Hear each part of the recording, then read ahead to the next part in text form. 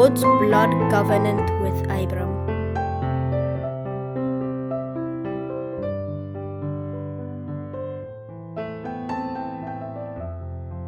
One night, after Abram saved Lot, Abram had a vision where God said, Do not be afraid, Abram. I am your protection. Your reward will be great. Abram then said, O Lord God, what will you give me? You did not give me children, and my servant Eliezer will inherit everything I have. Then God said, Your servant Eliezer will not inherit from you. Your own descendants will.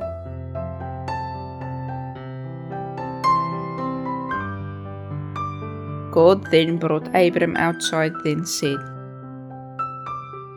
Look at the stars. Can you count them? That's how many descendants you will have. Abram truly believed what God said, and God saw it as righteousness. The Lord then said, I am the God who brought you out of Ur, to this land that will belong to your descendants. Then Abram said, Lord God, how can I know for sure? God then said to Abram, Bring me a 3-year-old heifer, goat and ram, and also a turtle dove and a young pigeon.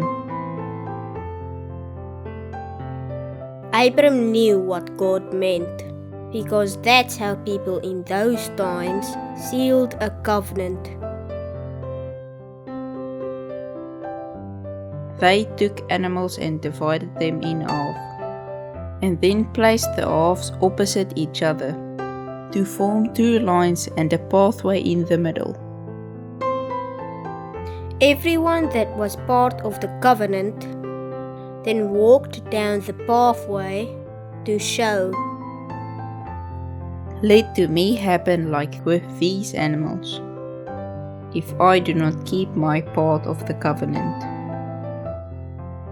Abram got the animals ready and made the pathway. There were some vultures that came down, but Abram chased them away. When the sun was going down, a deep sleep fell upon Abram, horror and great darkness. Then God said, Know for sure that your descendants will be strangers and servants in another land for 400 years. But I will judge that nation, and your descendants will move out with a lot of possessions to the land that I will give to them.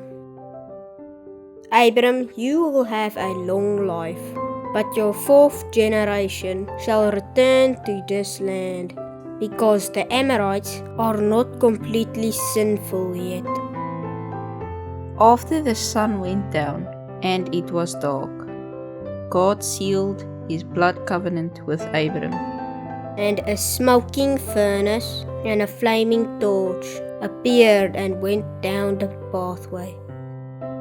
And so God sealed the covenant and took the responsibility on him.